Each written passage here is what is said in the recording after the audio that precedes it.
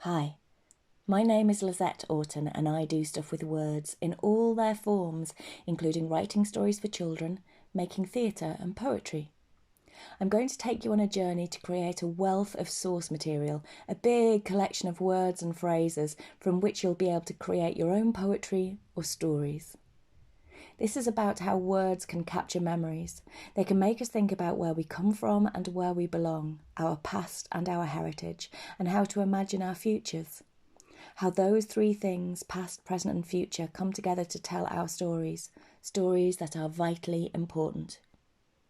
I think the best way to use this is to press pause after each of my descriptions, write as much as you can, then press play again. Keep on going like this until we get to the end. There are no right or wrong answers. I don't care a bit about your spelling or grammar. No one's going to see your big splurge of words except you. You could write in single words, lists, full sentences or paragraphs with no full stops, however you want to do it. This is about building a palette of words and phrases that you can use afterwards. You'll need a pen or a pencil and some paper. You could write left to right as you'd find words in a book, or you could just splodge your words anywhere on the page, whichever works best for you. It'll all become clear as we go along, I promise. And if you don't know what to write, write just that. Write, I don't know what to write. I have no idea what she's going on about, for goodness sake. The last time it was like this was in Mrs. Jones's class at school in 1973 when... And there you go. You're writing. Got everything you need? Then let's begin. Write your name. Write all the names you can think of in your family, past and present, nicknames too. Pick one of these people from the past. Tell me how their voice sounded. Make this up if you don't know. Was it high-pitched or gruff? Write down a secret about them. Make one up if you need to. What do you think this person would have had in their pockets? What would they think about the world today? Let's think now about places. Where did you grow up? Name the place. Did it have a local name, known only to those who lived there? What did it smell like? Fields or factories nearby? Any tastes associated? Any food you ate there? Describe the place to me as if I've never been there. Buildings, colours, any greenery? Is it noisy? What does it sound like? What is your first memory there? Be specific. Use names and colours and textures and sounds. How do you feel there?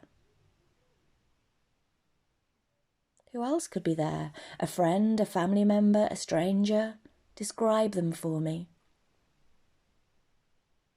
Did anything strange or unusual or funny or sad happen there? You're allowed to use your imagination and make it up. What is your first memory? What is your most recent memory? Think of the space you felt most safe in. Is it small or large, man-made, in a forest? Describe it. The smell, the colour, the sound, name it. Last one. If you could be anywhere right now, with anybody, where would you be and who would you be with? Describe it for me. Congratulations, you're done. If you want to keep on going, pause my voice and keep on writing. You could do this again with different choices. You could use this as a method to come up with your own questions. You could get up each morning and write for 5 minutes each day. I used this technique to write The Leas Lead to the Sea, a poem I filmed for the museum. You can watch this and see how it made me think about my childhood memories. For example, how I use specific names for places such as Bogey Crash and the Honey Monster's Cottage. You could use your pool of words to write a poem. Here are some different ideas. Use a different coloured pen or pencil and do a squiggly line under any word or phrases that interest you, that are different or unusual. If any of these spark you off, do some more writing. It could be that you set a timer for a couple of minutes and write as much as you can in that time. You could use one as a little title for a haiku, which is a little poem of 3 lines long. It has 5 syllables in the first line, 7 in the second, and 5 in the third. For example, in the filmed poem, I use a haiku in the middle, and it goes, "In the third drawer down, butterfly in a shoebox couldn't fly away." You could use one of the bits that you've underlined as an opening line and one as an end line and try to fill it in, working from front to back. My favourite one is to pick out 6 phrases that you love. Write them out on a piece of paper and cut them up and then wiggle them around and try to get them in the right order to make a really good poem. Do you need to add any words or phrases or cut any out? Most of all, have loads of fun. Remember, there are no right or wrong answers, and if you've enjoyed this, please do keep writing.